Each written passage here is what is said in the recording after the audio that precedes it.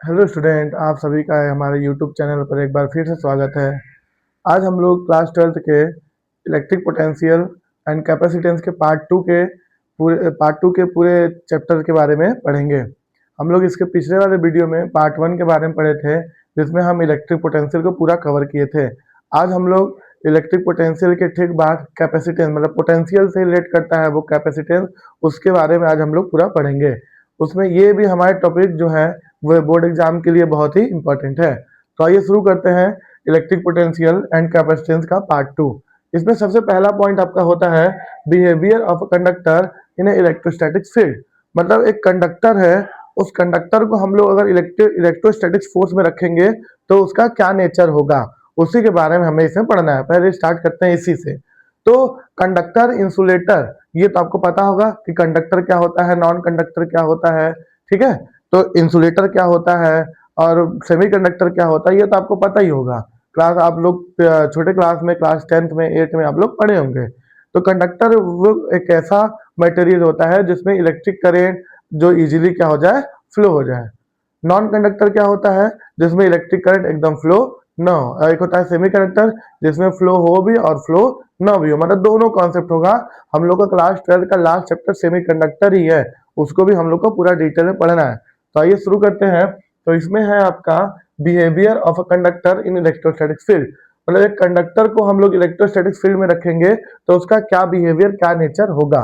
तो सबसे पहले हम लोग रखे हैं net electrostatic field in zero is zero in the interior conductor. अगर एक कंडक्टर लेते हैं, इसको हम क्या करते हैं, इलेक्ट्रिक फील्ड के बीच में क्या करते हैं, प्लेस कर देते हैं। तो प्लेस करने पर यहाँ पर जो इलेक्ट्रिक फील्ड जनरेट होगा वो आपका हो जाएगा जीरो। कैसे जीरो होगा उससे बात करते हैं। जैसे इसका नेट इलेक्ट्रिक फील्ड कहाँ जाएगा, इस साइड। इसका नेट इलेक्ट्रिक फील्ड कहाँ जाएगा, इस साइड, क्योंकि मैग्नीट्यूड तो सेम होगा। एक ही इलेक्ट्रिक फील्ड के डायरेक्शन ऑफ इलेक्ट्रिक करंट जब अगर अलग अलग हो तो मैग्नीट्यूड तो सेम होगा, लेकिन उनका डायरेक्शन क्या होगा, अलग अलग होगा। तो यहाँ पर इसका जब हम नेट लिखेंगे तो E इज इक्वल टू, ठीक है, इसको मान लेते हैं E इनसाइड और इसको मान लेते हैं E आउटसाइड। तो ये हो जाएगा E inside minus E outside. तो इस केस में ये दोनों कैंसिल आउट होकर कितना हो जाएगा, जीरो। तो किसी भी कंडक्टर को अगर हम लोग एकदम सेंटर में, किसके, इलेक्ट्रोस्टैटिक फील्ड के सेंटर में रखेंगे तो उसका नेट इलेक्ट्रोस्टैटिक फोर्स कितना होगा, वो हो जाएगा हमारा जीरो। इलेक्ट्रोस्टैटिक फील्ड हो जाएगा जीरो। ठीक है। दूसरा पॉइंट है just outside of the surface. Just outside of the surface मतलब सरफेस के बाहर क्या होगा, जैसे यही है, इसके बाहर क्या होगा, तो इसके बाहर जो कंडक्टर होता है वो नॉर्मल होता है। ठीक है, नॉर्मल टू द सरफेस। मतलब कहने का यहाँ पर है कि जब हम इसके सरफेस की बात करेंगे, सरफेस पे, तो इनके बीच में जीरो हो रहा है ना। सरफेस पर तो कुछ ना कुछ होगा, इस सरफेस पे होगा और इस सरफेस पर भी होगा। तो हम ये कह सकते हैं कि आउटसाइड ऑफ द सरफेस जो कंडक्टर ऑफ इलेक्ट्रिक फील्ड होगा, ये क्या होगा, नॉर्मल, मतलब कुछ न कुछ होगा। ठीक है। नेक्स्ट है the net charge in the interior of the conductor. ठीक है, zero and any excess charge reside its surface. एक हम ये सरफेस लिए हैं, पूरी तरीके से ये सर्कल दिख नहीं रहा होगा कैमरे में, लेकिन आप समझ जाइए कि ये एक सर्कल है, इसमें नेट इलेक्ट्रिक फील्ड कितना है, जीरो है। क्यों जीरो है, आइए दिखाते हैं आपको। इसका हम लोग एक गॉस थ्योरम से प्रूफ किए थे, phi E closed integration of q upon epsilon naught, इसको प्रूफ किए थे। तो प्रूफ करने पर इनके सेंटर पे जब हम लोग लाए थे तो वहां पर E is equal to 1/4 pi epsilon naught q upon r square की बात करें तो यहाँ चार्ज कितना है, सेंटर पे चार्ज कितना होगा, जीरो। तो इलेक्ट्रिक फील्ड भी कितना हो जाएगा, जीरो हो जाएगा। ठीक है। तो इस केस में हम कह सकते हैं कि अगर इस टाइप का कोई सरफेस होगा तो इसके नेट मतलब सेंटर में इलेक्ट्रिक फील्ड कितना हो जाएगा, जीरो हो जाएगा। क्लियर है। नेक्स्ट है potential is a constant with in and on the surface. जो पोटेंशियल होगा वो कांस्टेंट होगा, कहां कहां पर, जैसे मान लेते हैं ये सरफेस है तो इसके सरफेस पर भी, ठीक है, इसके सरफेस पर और इसके सेंटर में दोनों जगह क्या होगा, कांस्टेंट होगा, मतलब कि वो चेंज नहीं करेगा। तो यहाँ हो जाएगा कि इस तरीके से चौथा case, potential is a constant with in and on the surface. कहां पर, with in, inside and on, मतलब उसके ऊपर भी कितना होगा, जी मतलब कांस्टेंट होगा। ठीक है ना। कांस्टेंट का मतलब कि चेंजेबल नहीं करेगा, जैसे कि सरफेस पर मान लेते हैं 10 वोल्ट आ रहा है तो इन साइड पे कितना आएगा, 10 वोल्ट ही आएगा। ठीक है, तो ये रहा हमारा इस सेकंड टर्म्स का दूसरा topic, behaviour of a conductor in electrostatics field. अब इसी से हम लोग लेकर आएंगे किसको, ये दूसरे को, जो है कैपेसिटेंस। आइए इसको भी देखते हैं कैपेसिटेंस क्या होता है। तो हमारा नेक्स्ट टॉपिक है कैपेसिटेंस। कैपेसिटेंस पहले हम डिस्कस कर लेते हैं होता क्या है। जैसे हम लोग क्लास 10th में पढ़े थे रेजिस्टेंस के बारे में। किसके बारे में पढ़े थे, रेजिस्टेंस के बारे में। तो ये रेजिस्टेंस काम क्या करता था, ये रेजिस्टेंस का काम ये था कि जो इलेक्ट्रिक करंट होता है आई, इसी को क्या करता था, वो अपोज करता था, मतलब वो रोकने का काम करता था। लेकिन यहाँ पर जो कैपेसिटेंस है, ये कैपेसिटेंस दूसरे तरीके से वर्क करता है। ये कैपेसिटेंस क्या करेगा, जैसे कि मान लेते हैं कोई एक इलेक्ट्रिक एप्लियंस है, उसमें इस कैपेसिटेंस को हम क्या करते हैं, लगा देते हैं। तो लगाने पर ये क्या करता है कि जो एनर्जी रहता है, ठीक ना, जो एनर्जी रहता है, जो इलेक्ट्रिकल एनर्जी होता है, उसे एब्जॉर्ब करता है। एब्जॉर्ब कर कर जो हमारा इलेक्ट्रिक एप्लियंस होता है उसे कुछ देर तक चलाने का काम करता है। ठीक है ना। तो इसी तरीके से आपका होता है इलेक्ट्रिक कैपेसिटेंस। देखते हैं इसका डेफिनेशन क्या होता है इलेक्ट्रिक कैपेसिटेंस का। तो ये डेफिनेशन होता है इसका, द कैपेसिटेंस ऑफ कंडक्टर, किसी कंडक्टर का capacitance may be define as the charge required, यहाँ पे चार्ज यानी कि q, charge required to increase the potential, charge required to increase the potential यानी कि V of the conductor by unit amount, यानी कि जैसे जैसे हम किसी कंडक्टर का, ठीक है, जैसे मान लेते हैं कोई कंडक्टर है, उसका चार्ज क्या है, क्यू है। ठीक है, कोई कंडक्टर है उसका चार्ज क्यू है, तो जैसे जैसे हम चार्ज को बढ़ाते हैं वैसे वैसे हमारा पोटेंशियल भी क्या करता है, इंक्रीज होता है। तो यही इसका डेफिनेशन है, on increasing of charge the potential difference is also increase of the conductor. ठीक है ना। तो ये हो जाता है Q प्रोपोर्शनल टू V। जब इसके प्रोपोर्शनलिटी साइन हटाते हैं तो एक कांस्टेंट आता है इक्वल, तो ये हो जाता है CV, और यहाँ C का वैल्यू निकाले तो C is equal to Q upon V आता है। ये भी फॉर्मूला होता है, ये भी फॉर्मूला होता है। ठीक है ना। इसी C को ही हम क्या बोलते हैं, कैपेसिटेंस, कैपेसिटेंस ऑफ कंडक्टर, मतलब किसी कंडक्टर का क्या है, ये कैपेसिटेंस है। क्लियर है। थोड़ा सा इसके यूनिट के बारे में बात करते हैं। तो C इज इक्वल टू होता है Q अपॉन में V। तो Q एक क्या है, चार्ज है, इसका यूनिट क्या होता है, कूलम। ठीक है, इसका होता है कूलम और इसका क्या होता है, वोल्ट। तो ये हो जाएगा इसका कूलम पर वोल्ट यानी कूलम पर वोल्ट, और इसी को हम लिख सकते हैं क्या, फैराड। ठीक है, या इसी को फैराड बोलते हैं, या तो फिर इसी को फैराडे के नाम से भी बोला जाता है। ठीक है, 1 फैराड 2 फैराड ऐसे करके आता है। जैसे मान लेते हैं कि 1 मिली फैराड है, इसका सिंबल होता है F। फैराड एक साइंटिस्ट है, इस वजह से एक यहाँ पर F कैपिटल में होगा। 1 मिलियन फैराड इक्वल टू होता है आपका 10⁻³ फैराड। ठीक है, फिर उसके बाद आपका होता है 1 micro farad is equal to 10⁻⁻6 farad. ठीक है, और लास्ट होता है आपका 1 pico farad is equal to, वो होता है 10⁻12 फैराड। ये यूनिट जब हम न्यूमेरिकल सॉल्व करेंगे ना तो वहां पर यूज करेंगे। जैसे कभी कभी दे देगा, हमेशा वो माइक्रो फैराड में ही रहता है इसका वैल्यू, तो ये माइक्रो फैराड में ही हमेशा दे रहेगा, तो 10⁻6 फैराड याद रखे रहिएगा। एक माइक्रो फैराड में 10⁻6 माइक्रो फैराड होता है। तो ये हो जाएगा आपका क्या, कैपेसिटेंस। तो यही कैपेसिटेंस जो होगा, यही एक तरीके से एनर्जी क्या करता है, स्टोर करता है, और हमारे जो भी डिवाइस होता है उसे कुछ देर तक चलाने का काम करता है। जैसे कि कंप्यूटर में यूपीएस हो गया, यूपीएस कंप्यूटर का एक स्मॉल इन्वर्टर के नाम से होता है। हमारा जो इन्वर्टर होता है उसमें भी कैपेसिटेंस लगा होता है। तो ये सब कैपेसिटेंस एनर्जी को स्टोर करके पोटेंशियल को कुछ देर तक मेंटेन करने का काम करते हैं। यही किसी क्या कहते हैं, कैपेसिटेंस कहते हैं। दूसरा, जैसे मान लेते हैं कि एक हमारे पास कोई स्पेरिकल कोई कोई स्पेरिकल कैपेसिटर, या तो ऐसे कह सकते हैं, जैसे कहने का मतलब ये है कि एक हमारे पास ये स्पेयर है। ठीक है, इस स्पेयर पर एक चार्ज क्यू है और ये आर डिस्टेंस पर कुछ है। ठीक है, आर डिस्टेंस पर हमें क्या करना है, निकालना है कैपेसिटेंस कितना प्रोड्यूस होगा।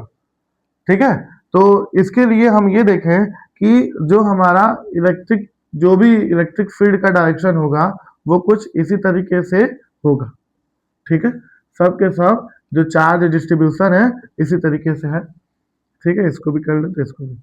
तो हम ये करते हैं कि इसके सरफेस पर, ठीक ना, इसके सरफेस को अगर रेडियस हम लोग कैपिटल आर माने तो ज्यादा बेटर होगा। तो इसके सरफेस पर यानी पॉइंट पी पर कितना कैपेसिटेंस जनरेट होगा, ठीक है ना। तो फॉर्मूला हमारा क्या होता है, C is equal to Q upon V. अगर हमें V का वैल्यू पता चल रहा है तो हम इसके सेंटर पर या तो इसके कहां पर, सरफेस में, क्योंकि सेंटर पर इलेक्ट्रिक फील्ड जीरो होता है तो कैपेसिटेंस भी जीरो होगा। अगर सरफेस पर निकालेंगे तो कुछ न कुछ नॉर्मल होगा, देखते हैं क्या होता है। तो इसका पोटेंशियल निकालने तो पोटेंशियल होता है V is equal to 1/4 pi epsilon naught. Charge यहाँ पर कितना लिए Q और रेडियस कितना है R। इसी V का वैल्यू अगर यहाँ पे यूज कर दे तो C is equal to Q upon 1/4 pi epsilon naught and Q upon R, ये हो जाएगा। और ये क्या हो जाएगा आपका, Q से Q कैंसिल आउट हो जाएगा तो बचेगा C इज इक्वल टू, ये सब ऊपर चला जाएगा 4 pi epsilon naught and R। तो इसके सरफेस पर इतना कैपेसिटेंस क्या होगा, जनरेट होगा, ठीक ना। तो हम कह सकते हैं कि किसी capacitance of isolated pair of capacitor पर इतना क्या हो जाएगा, कैपेसिटर जनरेट होगा। क्लियर है, C is equal to 4 pi epsilon naught into R, इतना जनरेट होता है। तो ये हो गया आपका कैपेसिटर ऑफ कंडक्टर। ये हो जाएगा आइसोलेटेड स्पेयर पे कैपेसिटेंस कितना होगा, और इसका ये यूनिट हो जाएगा फैराड। याद रखिएगा कैपेसिटेंस का यूनिट क्या होता है, फैराड होता है, ठीक है। तो आते हैं इसके नेक्स्ट टॉपिक पर, देखते हैं उसमें क्या कहता है। कैपेसिटर, कैपेसिटेंस ऑफ कैपेसिटर मतलब कैपेसिटेंस का जो कैपेसिटर होता है वो कितना होता है, उसी को इसमें फाइंड आउट करना है।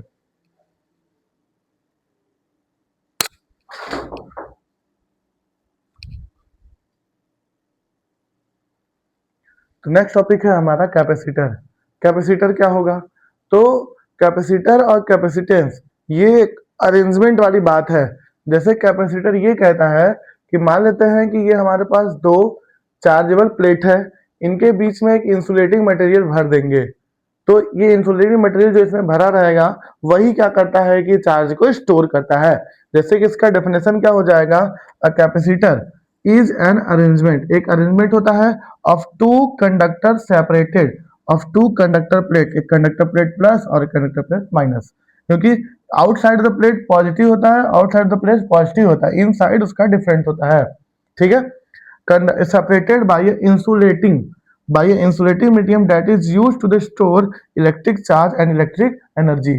कैसे स्टोर करता है, तो अगर जैसे हम इसी प्लेट को, ठीक ना, इसी प्लेट को हम लेते हैं और क्या करते हैं कि किसी अर्थिंग से इसे कनेक्ट कर देते हैं, मतलब कोई एनर्जी इसे हम देना शुरू करते हैं, ठीक ना। जब कोई एनर्जी इसे हम देना शुरू करेंगे तब क्या हो जाएगा, तब क्या होगा इसमें, तो ये क्या करेगा, सबसे पहले एनर्जी को जो चार्ज होगा उसे स्टोर करेगा, और स्टोर करने के बाद, ठीक ना, स्टोर करने के बाद जितना भी वो एनर्जी होगा उसे रखा रहेगा। कब तक रखा रहेगा, जब तक कि उसे जरूरत ना पड़े, नहीं तो वो स्टोर रहता है ये उसमें। फिर थोड़ी देर बाद जब हम यूज करेंगे तो वो क्या हो जाएगा कि हम हमारा जो भी इलेक्ट्रिक अप्लायंस होगा वो हो जाएगा, चल जाएगा, ठीक ना। तो जब इसको हम लोग करंट करते हैं तो करंट करने पर ये जो चार्ज होगा, ठीक ना, ये जो आउटसाइड और चार्ज होगा ये पूरी तरीके से फ्लो होकर इस दूसरे वाले प्लेट वाले चार्ज पर क्या हो जाता है, स्टोर हो जाता है। मतलब इसके अंदर जो इंसुलेटिंग मटेरियल रखे रहेंगे, इंसुलेटिंग मटेरियल रखे रहेंगे तो ये जो आउटसाइड वाला चार्ज होगा ये पूरी तरीके से इसमें आकर क्या हो जाता है, स्टोर हो जाता है। तो इसी को ही हम क्या बोलते हैं, कैपेसिटर कहते हैं। क्लियर हुआ। तो इसका अगर हम लोग पिक्टोरियल ग्राफ के बारे में बात करें, मतलब सिंबॉलिक बात करें, तो सिंबॉलिक में ऐसे टू पैरेलल लाइन होते हैं, इनको इस तरीके से कट करते हैं, ठीक ना। ये होता है इसका रिप्रेजेंटेशन, सिंबॉलिक रिप्रेजेंटेशन एक ये होता है, या तो फिर एक आपका ये हो सकता है, ठीक है, इस तरीके से, ठीक ना, इस तरीके से भी होता है। तो ये कैपेसिटर को क्या करता है, रिप्रेजेंट करता है।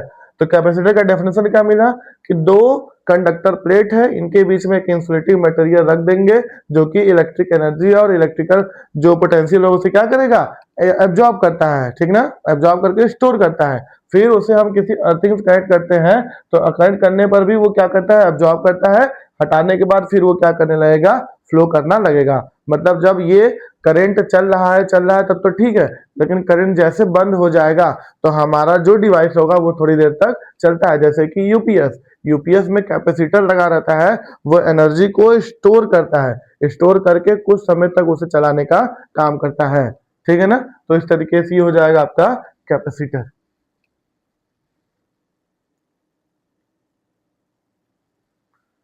तो नेक्स्ट टॉपिक है हमारा पैरेलल प्लेट कैपेसिटर, जो कि बहुत इंपॉर्टेंट है। ये कई 3 बार क्वेश्चन पूछ चुका है कि दो पैरेलल प्लेट के बीच में, ठीक है ना, कितना कैपेसिटर जनरेट होगा। तो एक बार हम मतलब इन साइड भी निकालेंगे और आउट साइड भी निकालेंगे कितना जनरेट होता है। तो ये हमारे पास दो कंडक्टिंग प्लेट है, एक पॉजिटिव कंडक्टिंग और एक नेगेटिव कंडक्टिंग। इन दोनों को हम इस तरीके से प्लेट्स किए हुए हैं और इन दोनों के बीच का डिस्टेंस डी है। मान लेते हैं इस प्लेट का एरिया ए है, इस प्लेट का भी एरिया क्या है, ए है, और इसका चार्ज डेंसिटी है प्लस सिग्मा, इसका चार्ज डेंसिटी है माइनस सिग्मा। तो यहाँ पर कुछ हम कंसिडर किए हैं, जैसे कि जो ए है हमारा ए क्या है, एरिया ऑफ इस प्लेट, मतलब जितने भी प्लेट हैं सबका क्या है, ये एरिया है। जो डी है, डिस्टेंस बिटवीन टू प्लेट, मतलब इन दोनों प्लेट के बीच का कितना डिस्टेंस है, डी है। सिग्मा, प्लस सिग्मा क्या है, प्लस माइनस दोनों सिग्मा, चार्ज डेंसिटी है, प्लस माइनस सिग्मा वो चार्ज डेंसिटी है, मतलब कि अगर प्लस का होगा तो प्लस, माइनस का होगा तो माइनस। ये है प्लस माइनस की प्लस माइनस चार्ज, यानी ये होगा टोटल चार्ज कितना, सिग्मा इंटू ए, क्योंकि क्या होता है sigma is equal to Q by A, तो इसको मल्टीप्लाई करेंगे तो Q is equal to sigma हो जाएगा। और पोटेंशियल डिफरेंस बिटवीन प्लेट, इन दोनों प्लेट में कितना पोटेंशियल डिफरेंस होगा, इलेक्ट्रिक फील्ड इंटू डिस्टेंस। तो सबसे पहले हम इस पे निकालते हैं इलेक्ट्रिक फील्ड कितना जनरेट होगा, ठीक है ना, क्योंकि जो हमारा फॉर्मूला होता है C is equal to Q upon V, तो हमें V का वैल्यू पता चलेगा, क्योंकि Q का वैल्यू तो हमें पता है कितना है, प्लस माइनस सिग्मा है। जैसा जैसा होगा, जैसा रिक्वायरमेंट होगा यहाँ वैसा प्लेस कर देंगे। पोटेंशियल हमें नहीं पता है, तो पोटेंशियल के लिए ये रहा formula, potential difference between plate is equal to electric field into distance. तो सबसे पहले हम इलेक्ट्रिक फील्ड निकाले, डिस्टेंस ऑलरेडी डी गिवन है, इलेक्ट्रिक फील्ड निकालने कितना इसमें चाहिए। तो अगर हम बात करें कि इस वाले पॉजिटिव प्लेट के लिए इलेक्ट्रिक फील्ड कितना होगा, तो यहाँ पे हो जाएगा फॉर पॉजिटिव प्लेट, तो for positive plate electric plate कितना हो जाएगा आपका, E इज इक्वल टू हो जाएगा सिग्मा अपॉन 2 एप्सिलॉन नॉट। हम लोग ये निकाल चुके हैं, ठीक ना, और ये क्या होगा, प्लस होगा। इसे बना दे क्वेश्चन नंबर 1 E1। इसी तरीके से दूसरे वाले को निकालेंगे तो E2 is equal to minus sigma upon 2 epsilon naught, ये हो जाएगा क्वेश्चन नंबर 2 हो जाएगा। अगर हम नेट निकालें, net electric field outside of the plate, plate के बाहर निकाले तो E इज इक्वल टू कितना हो जाएगा, E1 minus E2, E1 plus E2 कितना हो जाएगा, तो E is equal to E1 का वैल्यू कितना है, plus sigma upon 2 epsilon not, दूसरा वाले कितना है, minus sigma upon 2 epsilon not, यानी ये कट जाएगा आउटसाइड, ये हो गया आउटसाइड कितना हो जाएगा, 0। आउटसाइड तो 0 हो गया, तो आउटसाइड 0 हो गया, तो आउटसाइड कैपेसिटेंस भी कितना, 0। इन साइड देखते हैं कितना होगा, तो इन साइड के लिए अगर हम लोग लें तो इन साइड में हमारा चार्ज डेंसिटी तो सिग्मा, क्योंकि जब हम इसको कनेक्ट कर देंगे तो यहाँ पर ये पूरी तरीके से पॉजिटिव हो जाएगा, ये पॉजिटिव हो जाएगा, तब उस केस में जो नेट होगा इन साइड नेट इलेक्ट्रिक फील्ड वो कितना हो जाएगा इन साइड, तो E इज इक्वल टू मिलेगा sigma upon 2 epsilon not plus sigma upon 2 epsilon not. यहाँ पर प्लस माइनस वाला कॉन्सेप्ट ही खत्म हो जाएगा, तो ये हो जाएगा E इज इक्वल टू ये 1/2 कितना हो जाएगा, सिग्मा अपॉन एप्सिलॉन नॉट, कितना हो जाएगा, सिग्मा अपॉन एप्सिलॉन नॉट। अब हमें क्या निकालना है, पोटेंशियल डिफरेंस यानी कि V निकालना है, तो V इज इक्वल टू होता है E इंटू डी, तो E का वैल्यू यहाँ रख दे, तो V is equal to sigma upon epsilon naught into d, कितना मिल जाएगा। अब आता है फॉर्मूले पर, क्या होता है, C is equal to Q upon V होता है, इतना ही होता है ना, C is equal to Q upon V, तो ये इसके यहाँ पर वैल्यू ला कर रख देंगे तो हमें मिलेगा C इज इक्वल टू, ठीक ना, C is equal to q, और V का वैल्यू ला कर रखेंगे तो हमें कितना मिल जाएगा, ये sigma D upon epsilon naught, कितना मिल जाएगा, एप्सिलॉन नॉट ऊपर चला जाएगा, ठीक ना, तो एप्सिलॉन नॉट जब ऊपर जाएगा तो C इज इक्वल टू हमें मिलेगा, कितना मिल जाएगा, Q एप्सिलॉन नॉट और सिग्मा इंटू डी मिल जाएगा, कितना मिल जाएगा, सिग्मा इंटू डी, ठीक ना। सॉरी यहाँ पे तो अपसाइलन नॉट आ जाएगा ना, अपसाइलन नॉट। तो इस केस में C इज इक्वल टू हमें मिला है, C is equal to q epsilon naught sigma d मिला है। तो अभी हमें Q का वैल्यू पता है, Q इज इक्वल टू क्या होता है, सिग्मा A, ठीक ना। यहाँ पर सिग्मा डी और तो यहाँ पर सिग्मा A जब रख देंगे तो देखते हैं कितना मिलेगा, तो Q की जगह पर तो C is equal to sigma A और ये हो जाएगा epsilon naught upon sigma d. तो सिग्मा सिग्मा कैंसिल हो जाएगा, बचेगा C is equal to A epsilon naught upon में डी। यानी कि दो पैरेलल प्लेट के बीच में, दो पैरेलल प्लेट के बीच में जो कैपेसिटेंस होगा कितना, ए अपसाइलन नॉट अपॉन डी, लेकिन इसके आउटसाइड कितना हो जाएगा, जीरो। अगर ये जीरो होगा तो C भी कितना हो जाएगा, जीरो, ठीक ना। तो यहाँ पर आपका ये हो जाएगा कहाँ, पैरेलल प्लेट कैपेसिटर, ठीक है। पैरेलल प्लेट कैपेसिटर कितना हो जाएगा, C is equal to A epsilon naught upon में डी। अब ये जो कैपेसिटर है, इस कैपेसिटर का कॉम्बिनेशन होता है। जैसे हम लोग क्लास 10th में रेजिस्टेंस का कॉम्बिनेशन पढ़े थे, पैरेलल कॉम्बिनेशन, सीरीज कॉम्बिनेशन, वैसे ही यहाँ पर भी कैपेसिटर का कॉम्बिनेशन पढ़ेंगे। तो आइए एक एक कॉम्बिनेशन देखते हैं और उसके देखते हैं रिजल्टेंट क्या होगा, कैसे होगा। तो हमारा है कॉम्बिनेशन ऑफ कैपेसिटर।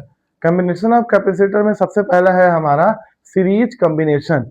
ये बहुत इंपॉर्टेंट है क्योंकि यहाँ से दो तो टर्मिनल सॉल्व करने के लिए जरूर देगा। कुछ टर्मिनल इंपॉर्टेंट है उसको मैं बताऊंगा। सबसे पहले देखते हैं कि ये सीरीज कॉम्बिनेशन कैसे है। तो यहाँ पर हमारे पास तीन कैपेसिटर है, C1, C2 and C3 consider किए हैं। तीन कैपेसिटेंस है, इन तीनों कैपेसिटेंस को हम कनेक्ट किए हैं कैसे, कुछ इस तरीके से, मतलब एक के बाद एक के बाद एक के बाद है। तो इनका एंड जो है, ठीक है, और इसका जो एंड है दोनों अलग अलग है, ठीक ना। मतलब कि ये कहना है कि बात करें यहाँ से कि जो चार्ज है वो जो फ्लो होगा, तो चार्ज अगर फ्लो होकर यहाँ पर आया, मान लेते हैं यहाँ पर चार्ज कितना आया, क्यू आया, तो पहले वाले से जो चार्ज क्रॉस करेगा कितना क्रॉस करेगा, क्यू क्रॉस करेगा।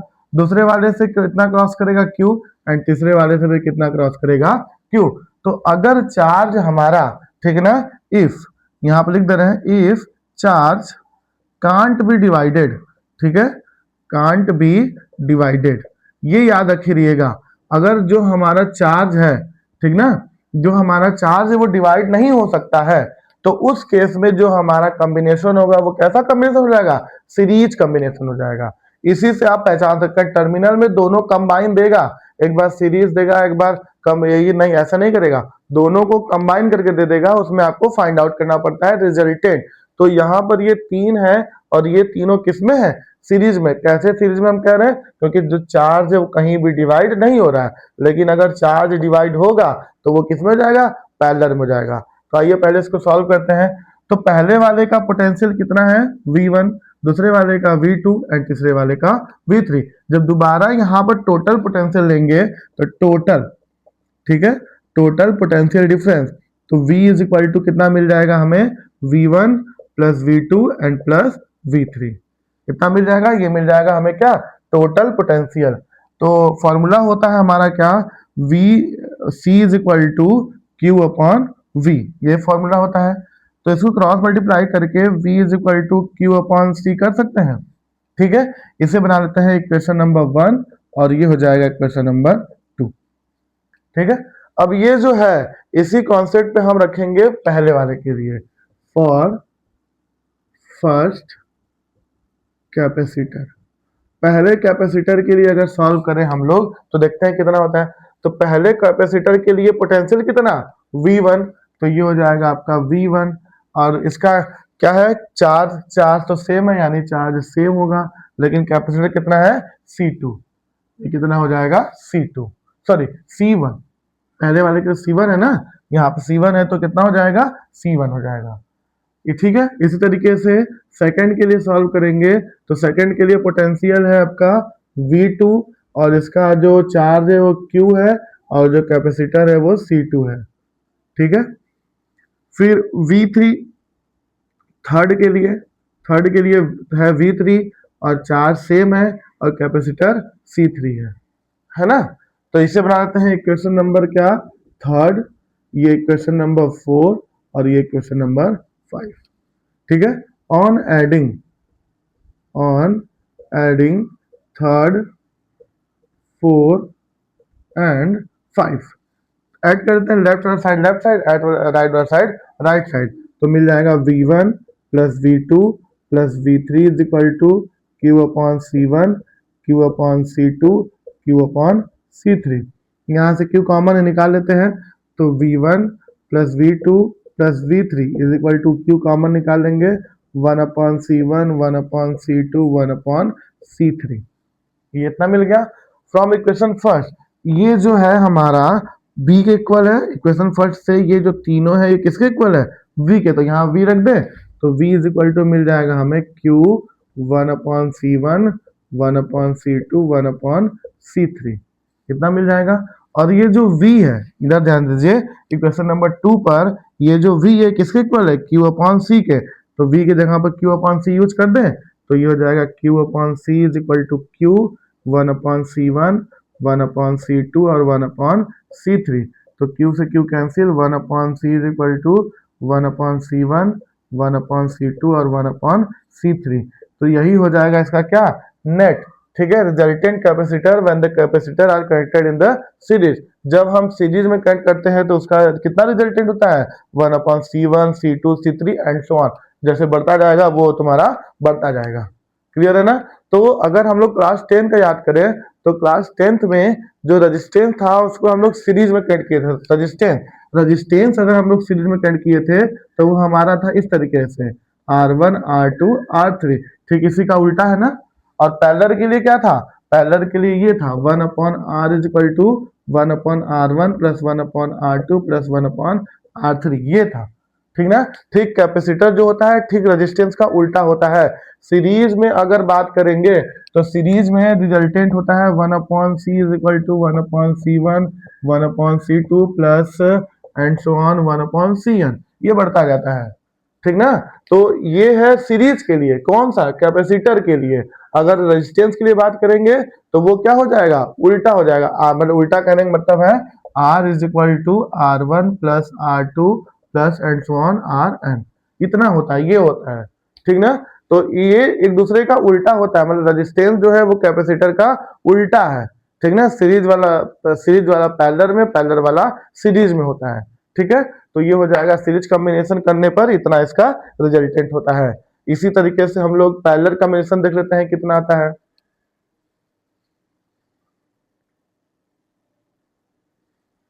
तो ये वाला हमारा हो जाएगा कैपेसिटर इन पैरेलल। तीन कैपेसिटर लिए हैं C1 C2 C3, इन तीनों को कुछ इस तरीके से कनेक्ट किए हुए हैं। हम कैसे कहेंगे कि ये पैरेलल है, तो देखते हैं।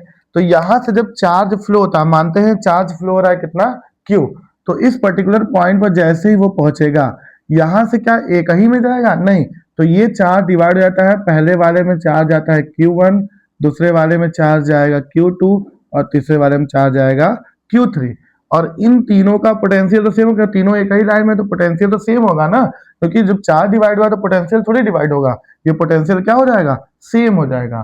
तो जब ये Q1 Q2 Q3 है, जब इसमें से Q1 निकलेगा, इसमें से Q2 निकलेगा और इसमें से Q3 निकलेगा, तो ओवरऑल निकलने के बाद रिजल्टेंट में कितना मिल जाएगा, Q1 plus Q2 plus Q3, resultant ये नहीं मिलेगा। तो रिजल्टेंट चार्ज की बात करेंगे तो Q1 plus Q2 plus Q3 इतना हो जाएगा। इसे इक्वेशन नंबर 1 बना देते हैं। तो इसको कैसे बोले, व्हेन चार्ज डिवाइडेड, जब चार्ज डिवाइड हो जाएगा तब हम कहेंगे ये C1 C2 C3 are in the parallel combination. ठीक है ना। चार्ज डिवाइड होने पर बोलेंगे ये पैरेलल कॉम्बिनेशन है, तो ये हमें इतना मिल जाएगा। तो फॉर्मूला हमारा होता है C is equal to Q, C is equal to sorry Q is equal to CV, Q is equal to CV होता है, इसे बनाते हैं क्वेश्चन नंबर 2। ठीक ना। Q is equal to CV। तो चलिए सॉल्व करते हैं इस तरीके से, पहले वाले, दूसरे वाले, तीसरे वाले के लिए, तीनों के लिए सॉल्व करेंगे। तो पहले वाले के लिए चार्ज है Q1, कैपेसिटर है C1, पोटेंशियल है V। दूसरे वाले के लिए है Q2, वो कैपेसिटर है C2 और ये है V। तीसरे वाले के लिए है Q3, कैपेसिटर C3 और ये है V। तीनों को जब हम ऐड कर दे, ठीक है ना, ऑन एडिंग, तीनों को ऐड कर देंगे तो Q1 plus Q2 plus Q3 is equal to C1 plus C2 plus C3, और ये V भी है इनके साथ V। तो ये Q1 plus Q2 plus Q3, तो तीनों में V कॉमन है तो V कॉमन निकाल लेते हैं, C1 plus C2 plus C3 मिल जाएगा। इतना मिल जाएगा। तो ये जो है हमारा इतना, ये किसके इक्वल है? Q के इक्वल है। तो हम Q1 Q2 Q3 जगह क्या रख दें? Q रख दें, तो हमें मिल जाएगा ये Q is equal to V, और ये C1 plus C2 and plus C3, और ये जो V है, ठीक है, यहाँ पर Q इज इक्वल टू क्या है? CB के इक्वल है, यानी जो Q है उसको हम CB लिख सकते हैं ना, तो यहाँ पर लिख देते हैं CB is equal to V, और ये C1 C2 एंड C3, तो V से V cancel, C is equal to C1 C2 C3, यही होगा क्या?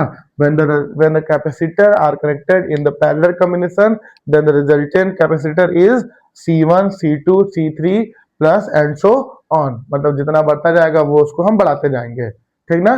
तो इस तरीके से ये हो जाएगा कैपेसिटर इन पैरेलल। जब कैपेसिटर को पैरेलल में कनेक्ट करेंगे तो चार्ज डिवाइड होगा, और चार्ज डिवाइड होगा तो उसका रिजल्टेंट इतना होगा। क्लियर है? इस पर कई टर्मिनल सॉल्व करने के लिए आता है, जो कि बहुत इंपॉर्टेंट है।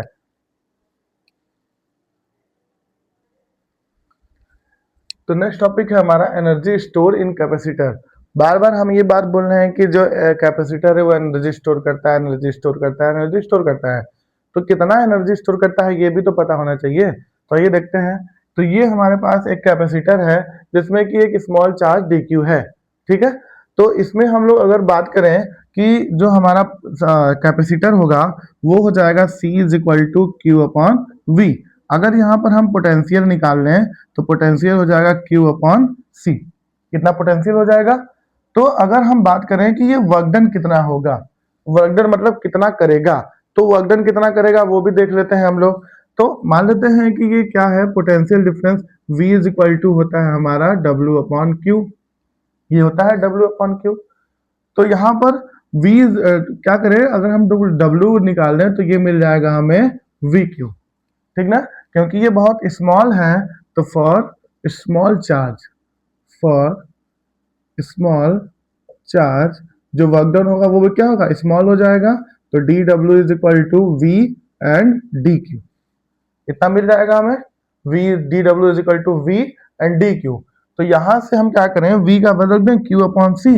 तो यहाँ पर रख देते हैं V अपॉन, कैपेसिटर के लिए है तो V का वैल्यू देंगे क्या, V Q अपॉन C, तो रख देते हैं। तो dW is equal to Q upon C and dQ, कितना मिल जाएगा। अब ये जो वर्क डन होगा, ठीक है, ये जो वर्क डन होगा हमारा, ये वर्क डन कहाँ से स्टार्ट करेंगे, जीरो से स्टार्ट करेंगे W तक, यही ना होगा, जीरो से कहाँ तक, W तक। और जो चार्ज होगा, जो चार्ज स्टार्ट होगा वो कहाँ से स्टार्ट होगा, जीरो से लेकर Q तक, क्योंकि चार्ज जहां पर स्टार्ट होगा वहां पर चार्ज जीरो होगा, और लास्ट में आते आते चार्ज कितना हो जाएगा, Q हो जाएगा। तो इसी limit, in the given limit, ठीक है, इन द गिवन लिमिट, ठीक है, in the given limit integrate कर देते हैं इसे। तो integration of zero to W dW is equal to zero to Q, और ये जाएगा Q by C and DQ। तो 1 बाई सी का इंटीग्रेशन होगा नहीं, बाहर निकाल देंगे, इसका हो जाएगा W, और 1 बाई सी बाहर निकल जाएंगे, जीरो टू Q, और ये Q DQ, ठीक है, DQ, इसके पावर कुछ नहीं है तो 1। तो Q का वो x के पावर n का इंटीग्रेशन क्या होता है, तो x के पावर n का इंटीग्रेशन आपका हो जाएगा W is equal to 1 upon C, ये हो जाएगा Q स्क्वायर बाई 2, कितना हो जाएगा, और ये हो जाएगा कहाँ था, लिमिट जीरो टू Q तक, ठीक ना। ये इंटीग्रेशन याद रखे रहिएगा, x के पावर n का होता है x की power n plus 1 upon n plus 1। तो इसके पावर कितना है, 1 है, तो 1 प्लस 1 2, 1 प्लस 1 2, तो वही लिखे Q square by 2। Upper limit minus lower limit, तो W is equal to 1 by C, upper limit क्या, Q square by 2, lower limit यानी जीरो स्क्वायर बाई 2। तो हमें ओवरऑल मिल जाएगा omega is equal to, omega is equal to Q square by 2 into 1 by C, कितना मिल जाएगा। तो यही एनर्जी हो जाएगा हमारा, ठीक ना। वर्क डन ही क्या होता है, एनर्जी होता है। U is equal to 1 by 2 Q square C, ये हो जाएगा क्या, हमारा एनर्जी, ठीक ना। मतलब ये क्यू स्क्वायर बाई सी होगा, अपॉन में सी होगा। ठीक है, इस तरीके से ये हमारा एनर्जी हो जाएगा। लेकिन यही जो कैपेसिटर है, इस कैपेसिटर को अगर हम लोग सीरीज में लगाएं, मतलब सीरीज में कंबाइन कर दे, सीरीज कॉम्बिनेशन में, तो उस केस में कितना एनर्जी होगा? तो उस केस में होगा U is equal to Q square by two, और ये हो जाएगा 1/C1 1/C2 plus and so on plus 1/CN। Series के लिए हो जाएगा। लेकिन यही जब पैरेलल के लिए लेंगे, पैरेलल कॉम्बिनेशन, ठीक है, पैरेलल कॉम्बिनेशन के लेंगे तो एनर्जी होगा क्यू स्क्वायर बाई टू, और जगह क्या C1 plus C2 plus C3 plus and so on plus CN। ठीक है, तो ये एक एनर्जी मिल गया पैरेलल कॉम्बिनेशन के लिए, ये मिल गया सीरीज कॉम्बिनेशन के लिए, और ये सिंगल के लिए। मतलब जब हम एनर्जी, मतलब कैपेसिटर में कितना एनर्जी स्टोर होगा, U is equal to 1/2 Q square by C, और सीरीज में इतना और पैरेलल में इतना। क्लियर हुआ ना? ये हो जाएगा कि कितना एनर्जी स्टोर करता है। ठीक है ना, आते हैं नेक्स्ट टॉपिक पर।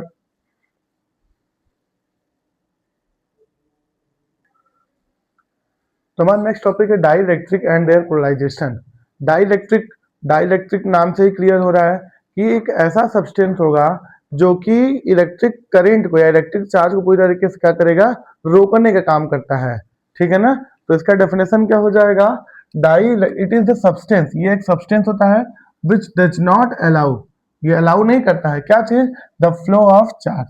ठीक ना, जैसे हम बताएं कि डाई इलेक्ट्रिक जो होता है वो एक सब्सटेंस होता है जो कि इलेक्ट्रिक चार्ज के फ्लो को अलाउ नहीं करता है। ठीक ना, through them the exert the electrostatic force on another through it. ठीक ना, इसके रीजन से जो इलेक्ट्रोस्टैटिक फोर्स होता है वो दूसरे पे क्या हो जाता है, प्रोड्यूस होना शुरू हो जाता है। जैसे इसका एग्जांपल क्या हो जाएगा, तो एग्जांपल में ले सकते हैं वैक्स हो जाता है आपका, एयर हो जाता है, वाटर हो जाता है।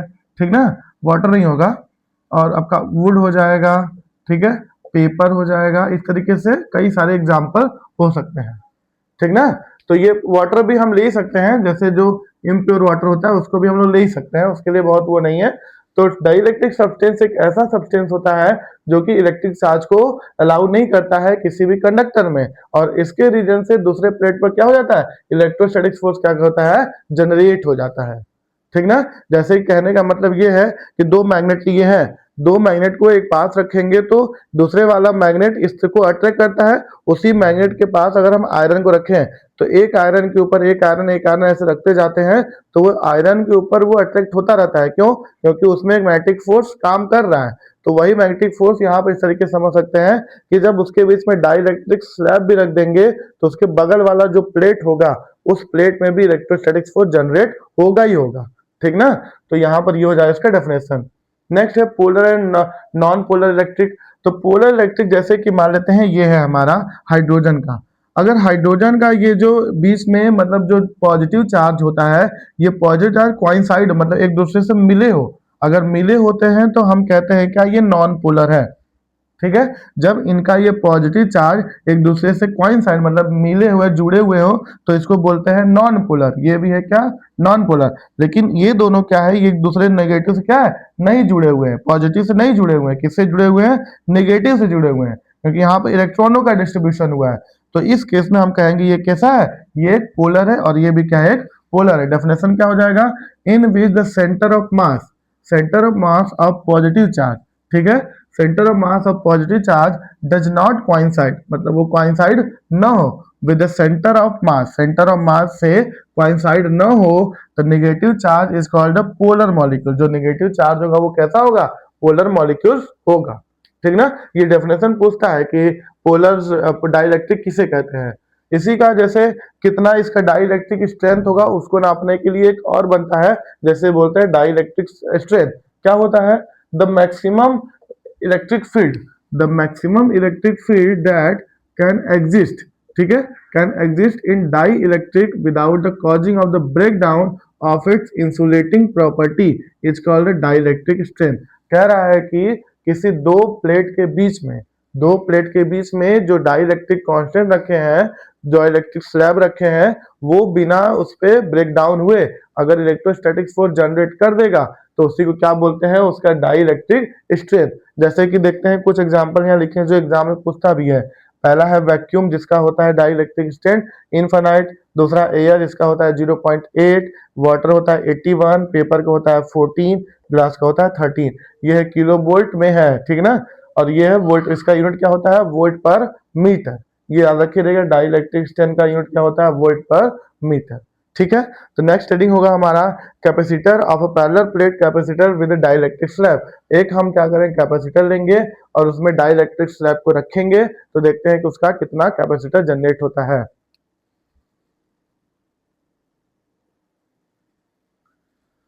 तो हमारा नेक्स्ट टॉपिक है capacitance of a parallel plate capacitor with है डाइलेक्ट्रिक स्लैब। मतलब एक कैपेसिटर होगा और इनके बीच में अगर डाइलेक्ट्रिक स्लैब हम रख देंगे तो इसका कैपेसिटर कितना होगा यही हमें फाइंड आउट करना है। अभी हम लोग दो पैरेलल प्लेट के बीच में कितना कैपेसिटर था वो फाइंड आउट कर लिए थे, जो कि हमारा आया था कितना E is equal to Q upon A epsilon naught, ठीक है। इतना हमारा ये आया हुआ था। तो इसको और सॉल्व करने के बाद, ठीक ना, मान लेते हैं ये डाइलेक्ट्रिक स्लैब है। इस डाइलेक्ट्रिक स्लैब का थिकनेस कितना है T है, और दोनों प्लेट के बीच का जो डिस्टेंस है वो कितना है D है। तो इनके बीच में जो इलेक्ट्रिक फील्ड जनरेट हो रहा है, इलेक्ट्रिक फील्ड जितना जनरेट होगा E नॉट माइनस EP। तो इस केस में ये हमारा कैपेसिटर हो जाएगा E not A upon D और इलेक्ट्रिक हो जाएगा E Q upon A epsilon naught. तो यहाँ पर अगर हम बात करें पोलराइजेशन डेंसिटी के लिए, तो पोलराइजेशन डेंसिटी कॉन्सेप्ट में जो E होगा वो हमारा हो जाएगा P अपॉन एप्सिलॉन नॉट। तो अगर हम लोग लिखेंगे the net field inside the dielectric, मतलब कितना नेट हो इसके बीच में, कितना नेट होगा उसी के बारे में बात करना है। तो इसको जब हम लोग सॉल्व करेंगे तो E is equal to E not minus E P, और ये आ जाएगा ई नॉट अपॉन के, क्योंकि यहाँ पर के क्या है डाइलेक्ट्रिक कांस्टेंट है। तो इस तरीके से हमें मिल जाएगा E not upon E not minus E P. तो मतलब इसको अगर हम इसके इक्वल कर दें और के का वैल्यू निकालें तो हमें इतना मिलेगा, ठीक है। फिर उसके बाद ये होता है पोटेंशियल। तो potential difference is equal to क्या होता है E इंटू डिस्टेंस, मतलब इलेक्ट्रिक फील्ड इंटू डिस्टेंस। तो इलेक्ट्रिक फील्ड इतना हो गया और डिस्टेंस मान लेते हैं ET है, मतलब इतना इलेक्ट्रिक फील्ड डिस्टेंस और उसमें ET और एक्स्ट्रा, क्योंकि ये इसमें ये भी तो ऐड हुआ है। क्या है ये डाइलेक्ट्रिक स्लैब, डाइलेक्ट्रिक स्लैब को भी हमने ले लिया है इलेक्ट्रिक फील्ड इंटू डिस्टेंस, और ये किसका है इलेक्ट्रिक फील्ड और प्लेट के बीच का डिस्टेंस, मतलब दो ठो यहाँ पोटेंशियल होगा। तो यहाँ पे इसके कॉन्सेप्ट में E is equal to D minus T, E की जगह पर ई नॉट अपॉन के रख देंगे, दोनों में ई नॉट कॉमन निकालेंगे तो हमें बचेगा v is equal to E naught D minus T plus T by K, और E naught is equal to यहाँ पर हम लोग निकाले हैं पहले से, क्या आया है q upon A epsilon naught. तो यहाँ पर आ जाएगा v is equal to Q upon epsilon naught A D minus T upon T K. तो c इज इक्वल टू कितना होता है q बाई वी, q का वैल्यू हम रखेंगे क्या सिग्मा इंटू ए, तो यहाँ पर मिल जाएगा a से a कैंसिल हो जाएगा, बचेगा epsilon naught A D minus T plus T by के। अगर एक पैरेलल प्लेट के बीच में एक डाइलेक्ट्रिक स्लैब को हम लोग जब प्लेस करेंगे तो उसका कैपेसिटर इतना जनरेट होगा, ठीक है। तो इसका एक टॉपिक और है जो कि है one day graph generator. One day graph generator बहुत इंपॉर्टेंट है, ये इसका प्रिंसिपल कंस्ट्रक्शन आता है। इस पर मैं अलग से एक इस छोटा वीडियो बनाऊंगा, 5 से 6 मिनट 10 मिनट कम से कम लगता है उसको, उसके कंस्ट्रक्शन उसके वर्किंग और प्रिंसिपल को एक्सप्लेन करने में, ठीक ना। तो उस पर मैं अलग से वीडियो बनाऊंगा। ये आपका पूरा कंप्लीट हो गया electrostatics potential and capacitance. Electrostatics potential हम लोग फर्स्ट पार्ट में देखे थे, इलेक्ट्रो कैपेसिटेंस को हम लोग दूसरे पार्ट में देखे हैं। अब इसका एक पार्ट हम और लाएंगे जो कि बहुत स्मॉल होगा, जो कि बस वान डे ग्राफ जनरेटर के लिए होगा, ठीक है। वीडियो बने गिनने के लिए थैंक यू सो मच। अगर आपको इस पूरा इलेक्ट्रोस्टैटिक पोटेंशियल और कैपेसिटेंस का नोट चाहिए तो आप हमें यूट्यूब पर सब्सक्राइब करके उस पर दिया गया लिंक इंस्टाग्राम का है, उस पर टच करके मुझे डीएम करिएगा, आपको मैं इस चैप्टर का पूरा PDF भेज दूंगा। और वीडियो में इतना देर तक बनने के लिए धन्यवाद।